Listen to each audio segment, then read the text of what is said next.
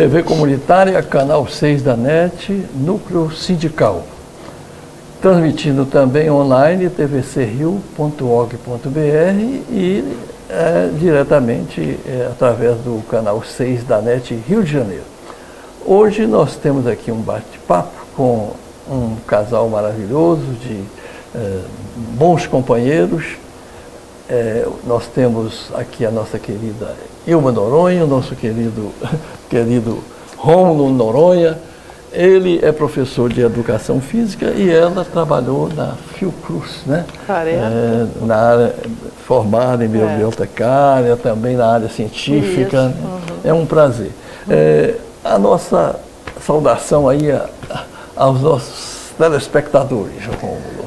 Bem, aos telespectadores que nos assistem pela TV Comunitária, é um prazer estar aqui com o Soriano, que é um companheiro dos chamados anos de chumbo, daquele período negro da história do Brasil, onde era necessário resistir. E eu me sinto muito à vontade por estar participando do programa do Núcleo Sindical, porque por muito tempo eu militei no SIMPRO, Sindicato de Professores, né, como professor que sou, no tempo que o Gilson Popinho era o presidente do sindicato. Nós no Flamengo travamos muitas lutas por melhorias de trabalho, principalmente por pagamento de salário, que o Flamengo, embora seja um clube maravilhoso, mas costumava atrasar salário na época. E nós fizemos, inclusive, tiramos uma nota conjunta, que foi do Sindicato de Professores, do Sindicato dos Petroleiros e o Sindicato de Clubes, que é uma coisa difícil de acontecer, graças ao Soriano, que na época era sindicalista, né? O companheiro da Petrobras estava lá. Nós fomos, inclusive, colocar nossos problemas numa reunião do Sindicato dos Petroleiros, fomos muito bem acolhidos e foi um marco na história do sindicalismo brasileiro, essa nota conjunta, que inclusive chegou ao Lula, que na época o Lula era presidente, e nós colocávamos que era um absurdo um clube que era patrocinado, né? O clube mais querido do Brasil, com a maior torcida, patrocinado pela Petrobras, a maior empresa do país, uma das maiores empresas do mundo, né? Um presidente que tinha sido sindicalista e a diretoria do Clube de Regata do Flamengo queria perseguir sindicalistas, não cabia. E nós fizemos um manifesto nesse sentido, que foi muito bem acolhido e conseguimos, graças ao apoio dos companheiros, né, ter sucesso naquela luta. Mas eu acho que também isso remete às nossas lutas anteriores, né, Soriano? Porque minha companheira, Ilma Noronha, que é minha companheira da vida toda, que agora em agosto vão fazer 50 anos que nós nos conhecemos. Nós nos conhecemos naquele bandejão da Universidade Federal do Rio de Janeiro, antiga Universidade do Brasil, quando eu tinha acabado de me formar em Educação Física, estava fazendo especialização, aí eu era secundarista, estava no Rivadavia, e naquele tempo o pessoal do Calabouço fazia aqueles movimentos, não é? Porque tinham fechado o restaurante do Calabouço, inclusive que tinha desgraçadamente combinado com a morte do nosso companheiro Edson Luiz, dia 28 de março de 1968, que também fez com que a população tivesse se levantado, apoiado o movimento estudantil, culminando com a passeata dos 100 mil em junho de 68. Então, nós viemos desse período, né, de há muito tempo que nós sabíamos o que se pretendia fazer nesse Brasil a partir do golpe militar. Na universidade, nós fazíamos manifestações contra o acordo MEC-USAID, que era um acordo para privatizar as universidades brasileiras, para mudar o currículo das universidades, porque nós somos da época que nós tínhamos turma de 58, turma de 59, turma de 65, turma de 66, mas com o sistema de créditos acabava com essa cumplicidade, com essa unidade, com esse camaradagem, com esse companheirismo que nós tínhamos das turmas, né? Que é o sistema de créditos. E, principalmente, a privatização do ensino superior. É o que nós vemos hoje. Nós vemos a mercantilização do ensino nesse país. O Sindicato dos Professores, inclusive, tem uma campanha muito interessante, que diz que educação não é mercadoria. E agora nós temos educação até na Bolsa de Valores, com grupos econômicos envolvidos nesse processo. Então, desde essa época que a gente vem militando. Eu pergunto, Ilma, valeu a luta? Valeu, não tenho a menor dúvida. Muito orgulho. Doeu, mas nós conseguimos. Né?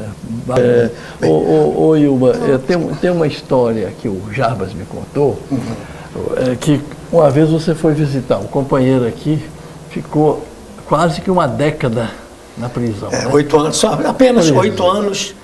8 anos, 10 meses e 26 dias. Isso no auge preso, da sua juventude? De fevereiro, eu fui preso no dia 11 de março, de 11 de março de 70 e saí da cadeia no dia 6 de fevereiro de 1979. Pelo menos no dia 7 de fevereiro, na noite seguinte, eu fui ao Clube de Regata Flamengo, no dia 8 de maio eu estava dando treino e voltei a trabalhar. Mas foi... perdi os melhores anos da nossa vida. E depois nós vamos falar que não foi só prisão, não. Antes, interrogatório, entre aspas, sim, né? Sim. regado a pau de arara, choque elétrico, muita porrada. Fazia parte. Muita valentia, né? Muita valentia. Menu de degustação. Você algemado e aqueles valentes torturadores. Exatamente, né? Exatamente. Aqueles valentes torturadores. Como eles eram machos, né? Por isso que a gente acha que a tortura é um crime hediondo. E por isso ele é considerado pela Organização das Nações Unidas, pela todos os movimentos de direitos humanos em todo o mundo, como um crime infame e imprescritível. Porque a tortura realmente é inominável. Porque uma coisa é num combate, Soriano. Nós que participamos da luta armada, eu que fui, inclusive, paraquedista do Exército, em 64, que era treinado, o treinamento da tropa de elite. Cabo também, né? Eu fui cabo PQD, inclusive fui convidado pelos oficiais da minha companhia para... Botina marrom? Boot marrom, que é coturno para propeta, é boot marrom, e nós fomos o primeiro segmento dos paraquedistas a usar boina vermelha, que foi no desfile de 7 de setembro. Entendeu? Então, completou, que a gente tinha o boot, tínhamos o brevet, mas aí não tinha boina, como os paraquedistas franceses, que o exército brasileiro copiado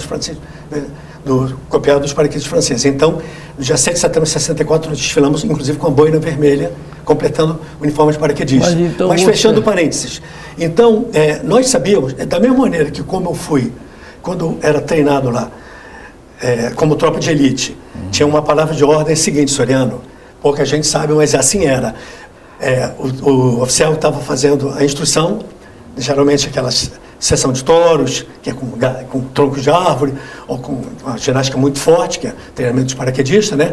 E eles falavam, vamos matar, e a tropa respondia, comunistas, vamos matar comunistas. Então, nós fomos treinados para matar. É por isso que hoje se fala que não se pode empregar o exército em ações onde tem comunidade, porque o exército não é preparado para reprimir narcotráfico ou para reprimir movimentos de banditismo. O exército é preparado para a guerra.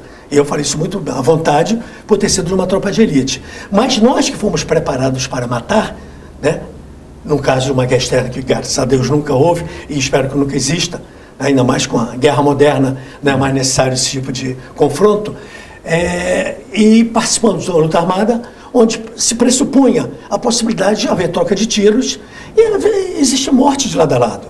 Mas bala trocada não tem endereço. Se fosse em combate, como eu tenho eu não vou citar o nome, mas quando dava treino no Flamengo, tinha um oficial paraquedista que tinha os filhos que andavam comigo. E quando ele conversou comigo, falou, olha, você precisa saber que eu fui preso político. Eu falei, eu sei que você foi preso político. E eu quero te dizer uma coisa, eu fui combatente, não fui torturador. Isso é uma diferença muito grande, Soriano. Eu te digo isso porque o meu pai foi militar, foi do Exército, meu avô foi do Exército, depois foi para a PM do Ceará, foi comandante da PM do Ceará, interventou em 1935, colocado pelo Getúlio em Juazeiro do Norte, na terra do Padim Cisso, né? Então, estou muito à vontade para falar da questão de como a gente vê os militares, porque o golpe não foi um golpe dado apenas pelos militares. Os militares serviram de guarda pretoriana para os interesses econômicos, financeiros, interesses estrangeiros e outros interesses obscuros que a gente sabe que existem, que embora muito se diga que naquele tempo não existia corrupção, mas nós sabemos que sempre existiu corrupção nesse país. Todo mundo acha que a corrupção foi inventada há 10, 15 anos atrás. Mas desde Pedro Vaz de Caminha, quando ele escreve uma carta para o rei pedindo a Sérgio Maria para o genro dele, aí começa a corrupção no Brasil. Começa a troca de influência, a troca de interesses. E o golpe de 64, como nós sabemos, teve influência direta dos gringos. Eles tinham, quando veio a sétima frota ia partir o Brasil no meio.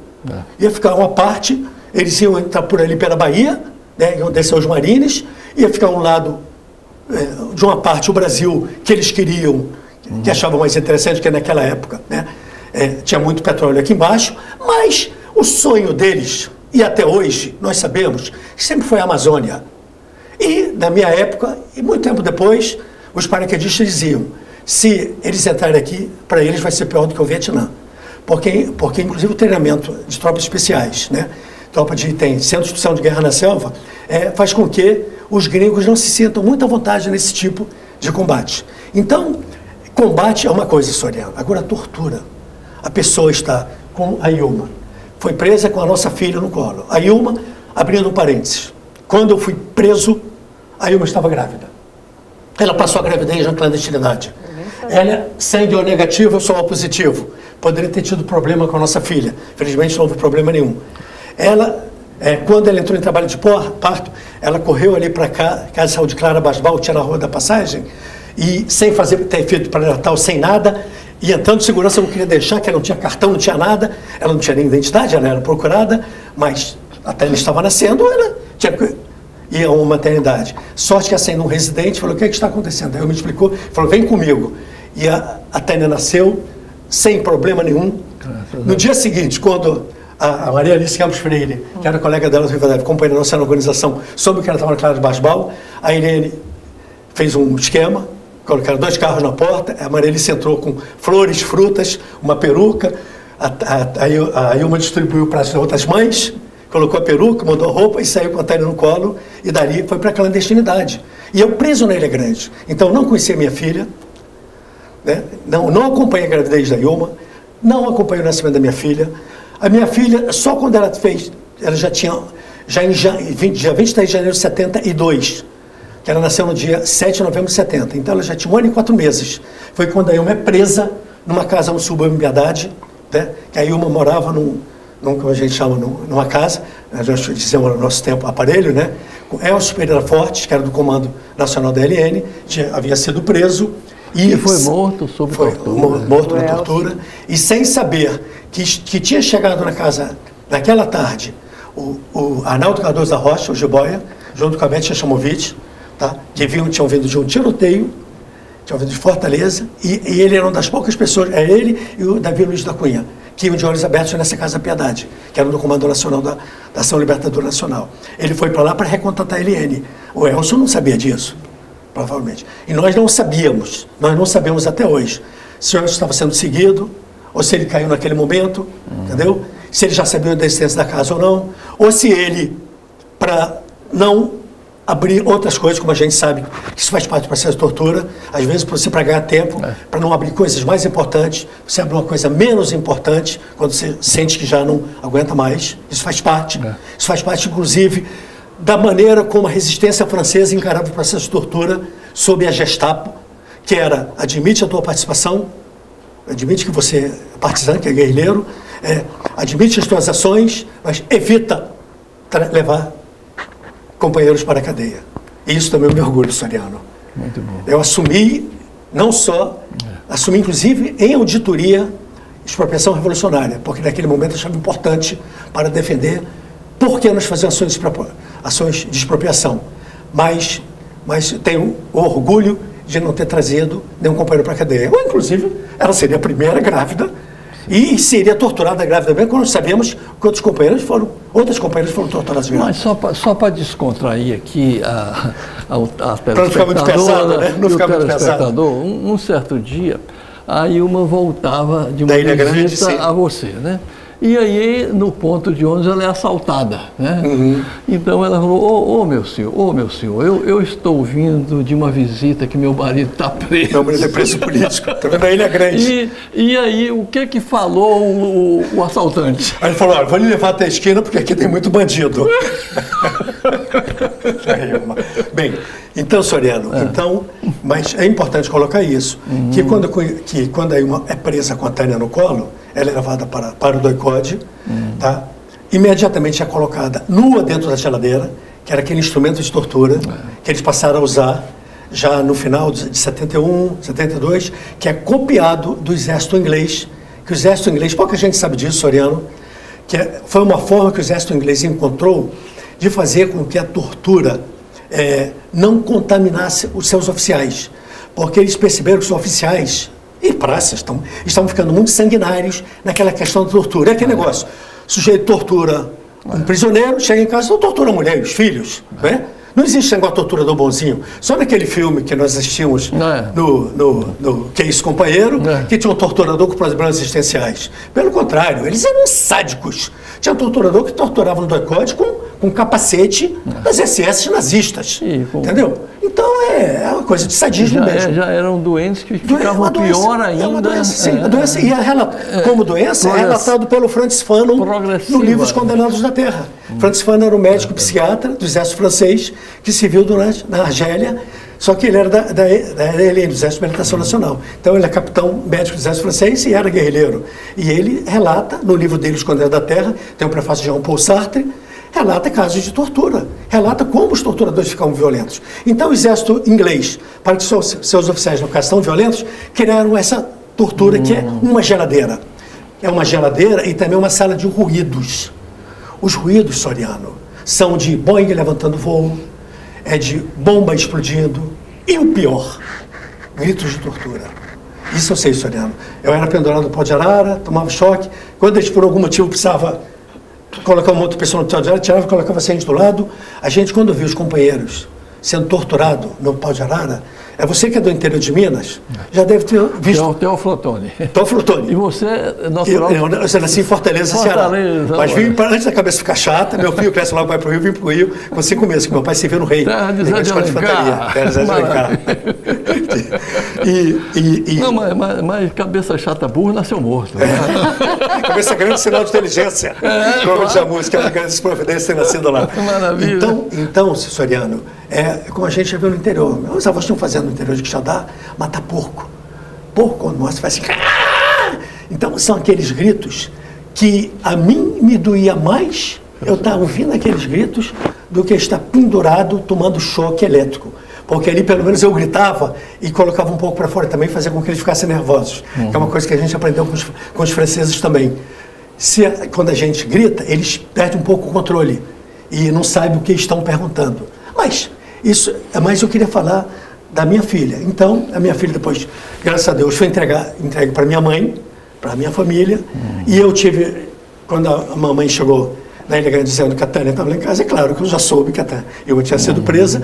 E quando foi a auditoria, uma maneira que eu tinha para denunciar que ela estava presa no doicode, era pedindo ela em casamento para poder registrar a Tânia, que até não tinha registro. Podia ser como um bebê da Argentina, um bebê desaparecido. O próprio Major Demil, que era comandante do doicode na época, que tinha 3 filhas, falou para Ilma, quando viu aquela menina tão linda, quis ficar com ela para mim. Ainda bem que não ficou, né?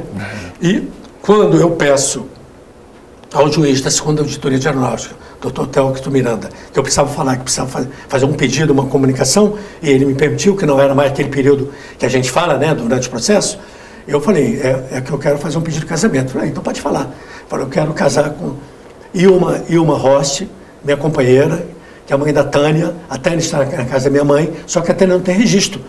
E para que eu possa, naquela época, era o pai que registrava. Para que eu possa registrar minha filha, nós precisamos casar. Só que a Ilma se encontra presa no momento, no quartel da Polícia do Exército, na rua Barão de Mesquita, no doicode. Então foi a maneira que eu tive de registrar nos autos que a Ilma estava no doicode, para que não sumissem com ela. Porque com a Ilma, ou desapareciam com ela, ou soltavam. Porque como ela tinha 19 anos, tinha recém-feito 19 anos, era considerada, naquela época, as mulheres com menos de 21 anos, que não eram casadas legalmente, eram inimputáveis perante a lei.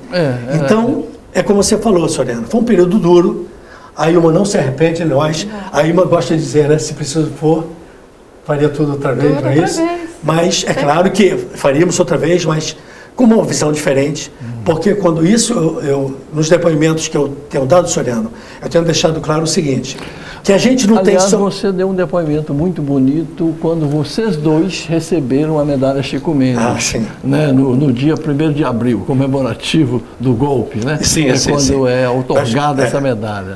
Nós tivemos a honra de receber essa comenda, a medalha Chico Mendes de Resistência. Você estava lá, companheiro, você subiu ao palco, que eu pedi a Cecília Coimbra para que nossos companheiros seguissem ao palco. Quebramos o protocolo, Soriano. Foi muito justo. Porque eu e a Ilma, tudo bem, nós somos militantes, nós temos uma história dentro da militância, dentro da LN, entendeu? Nós temos a história de luta e resistência.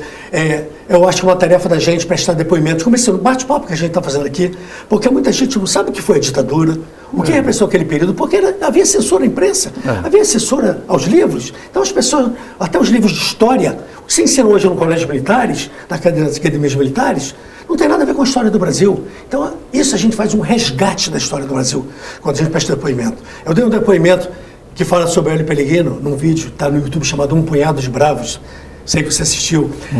Nós fizemos um depoimento num vídeo chamado está no YouTube, chamado A Grande Partida, que é tirado de um livro que você escreveu, que eu tive a honra da minha humilde contribuição. Fantástica, vocês dois. Nós trocamos figurinha, né? Porque você escreveu o livro, entendeu? Fiz o depoimento naquela série da Globo, Os Dias Eram Assim, que era aquele período, porque há pouco tempo, quando fez os 50 anos da passeata dos 100 mil, nós fizemos um depoimento para a Globo News, porque alguns companheiros falam o seguinte: a gente não pode falar para a Globo, rei de golpe de televisão. Eu tenho uma visão diferente. Da mesma maneira como quando nós estávamos presos na Ilha Grande, nós íamos à auditoria, no Rio, pelo fato de ter sido capitão da República, os juízes auditores serem mais antigos, sempre tinham aquela visão de que as coisas mudam. Né? A política não é estátua, como dizem os mineiros, seus conterrâneos, a política é como uma nuvem, a gente olha está de uma maneira, depois olha já mudou. Então, eles permitiam que a gente denunciasse, inclusive, as torturas. Então, aquele trabalho da Arquidiocese de São Paulo, Brasil Nunca Mais, muito em cima dos depoimentos da gente, não só em auditoria, como em papers que a gente escreveu, que foi posterior. Então, nós temos naquele livro Brasil Nunca Mais, tem relato um episódio também que eu e o Atom nos recusamos a levantar para o Conselho Permanente da Auditoria, que estava sendo empossado naquele dia. Era um tenente-coronel, um capitão, 2 tenentinhos e um juiz togado, né? E aí, como nós não levantamos, o juiz levanta e tal. Aí o Atom falou: não vou levantar. Eu falei: você não está solidário, meu companheiro. E o promotor era José Manes Leitão, que gostava de ser tortura. Falou: Rômulo, você é tão jovem, com um futuro pela frente. E falou: levanta, Rômulo. Aí eu falei: Tom, vamos dizer que nós levantamos. Nós levantamos em homenagem aos presentes ao povo brasileiro, porque não conhecemos autoridade nesse tribunal para nos julgar. Porque esse tribunal, ele existe embasado em torturas a prisioneiros políticos. Por isso que nós não temos respeito. É como disse Fidel, nós teremos o julgamento da história, não desse tribunal. E por causa disso, pegamos uma pena alta desse processo. Romulo, eu quero só fazer um registro aqui, que há quem diga, né, você que nos assiste, que o que houve foi dita branda. Você viu aí quantos foram assassinados na tortura, depois de presos e dos porões, né, levados a todo tipo até de servícias, né? Rômulo, eu queria só trazer um pouquinho para o momento e pedir a você que nesses 5 minutos que restam, você fizesse uma mensagem. Há riscos disso voltar? Como é que você vê candidaturas nitidamente militares hoje ao pleito? Os caras estão... não que não tenham direito. Claro, como qualquer cidadão, né? E fazemos questão de fazer um registro. Os militares legalistas, os militares democratas, nacionalistas, realmente patriotas, né? Então, uma mensagem de o que a resistência, os democratas, sobretudo, devem agora fazer, né, para que isso nunca mais se repita. Bem, Soriano, primeiro onde é Jack Estripador, vamos por partes. Primeiro, com relação a se foi ditadura ou ditaduranda, né? Foi uma ditadura, mas não foi uma ditadura militar. Foi uma ditadura civil-militar, como nós já tivemos a oportunidade de falar. O empresariado, o jornal, todos os jornais, o Globo, o Estado de São Paulo, a Folha de São Paulo, a Folha de São Paulo, inclusive emprestava combis para o DOI-CODE. Sabemos do Grupo Ultragás, que o Boylensen assistia a tortura, tanto que foi depois judiciado pela LN. O Thompson Flores, ministro do Supremo Tribunal Federal, avô desse Thompson Flores do Rio Grande do Sul, também emprestou, né, a parte legal de conferir legitimidade legal. Até, infelizmente, a gente fala isso, mas a gente fala apenas colocando no contexto histórico. A Igreja Católica Sim. apoiou o golpe militar. Na maioria. Que depois, a bem da verdade, depois, inclusive, depois da teologia da libertação, inclusive, teve um papel muito importante na defesa dos presos políticos na redemocratização do Brasil. Como outro advogado do Brasil, que no primeiro momento apoiou o golpe militar, mas depois fez autocrítica daquele erro, né, e passou, inclusive, a nos defender com incidente. Nós tínhamos advogados, inclusive, que nos defendiam de graça, Soriano. Modesto da Silveira, grande Modesto Silveira, né? E tantos outros, né? Sem falar sobre o Pinto, que é o patrono dos decanos dos advogados, né? Mas na nossa época nós tivemos Modesto da Silveira, tivemos Sequinho de Moranchego, Evaristo, Técio Luiz e Silva, Jorge Tavares, e o Jansen, e o Belino Fragoso, e outros tantos, que eu não vou começar a falar também, que eu posso cometer alguma injustiça, né? Marcelo Cerqueira, para esquecer algum nome, né? Manuel de Jesus Soares, que foi meu advogado também. Enfim, então, a Ordem dos Advogados, que num primeiro momento apoiou o golpe, então, acabar com esse negócio de ditadura militar. A ditadura militar foi o braço que deflagrou aquele golpe. E, inclusive, nós vimos agora recentemente no debate, né, onde um candidato, né, que é o candidato da extrema-direita, né, ele... Capitão Bolsonaro. Ex-capitão Bolsonaro, que ele se refere, né, que o próprio Roberto Marinho tinha apoiado o golpe. É verdade. E a Marília Leitão, constrangidíssima, teve que repetir, balbuciando o que falava no seu ouvido. Foi, inclusive, um vexame, dizendo que a Globo tinha se redimido. Só que Roberto Marinho nunca se redimiu. Quem se redimiu foi a Globo já em 2013, porque eles também, é como a Igreja Católica. Eles, com o tempo, eles têm que se amoldar aos novos tempos. Né? E eles já tinham conseguido o intento dele, que foi naquele processo todo do impeachment da presidente legitimamente eleita. E o que fazer para nunca mais? E o que fazer é o seguinte, o fato de ter um candidato à extrema-direita não é problema. É uma democracia, é bom que todos estejam representados. Verdade. É bom mesmo. E mesmo porque por ser coordenador de natação, tive muito contato com o pessoal das Forças Armadas da natação. E conversando com eles me dizem, Rômulo, hoje as Forças Armadas são profissionais, não estão nessa de ficar olhando para o retrovisor, é um outro clima. Não passou o período da Guerra Fria, depois da queda do muro em 1989. Então, hoje as coisas são diferentes. Então, eu acho que é importante a gente sempre avançar no sentido da democracia, entendeu? Que era uma luta nossa, que nós lutávamos também pela volta da democracia. Que dizia, vocês voltaram para a ditadura comunista. Não, nós éramos uma organização, Soriano, que não pressupunha como a primeira etapa a instalação do comunismo no Brasil, de forma nenhuma. E lutávamos pelo Estado de Direito, pelo fim da repressão, pelo fim da tortura, tudo mais.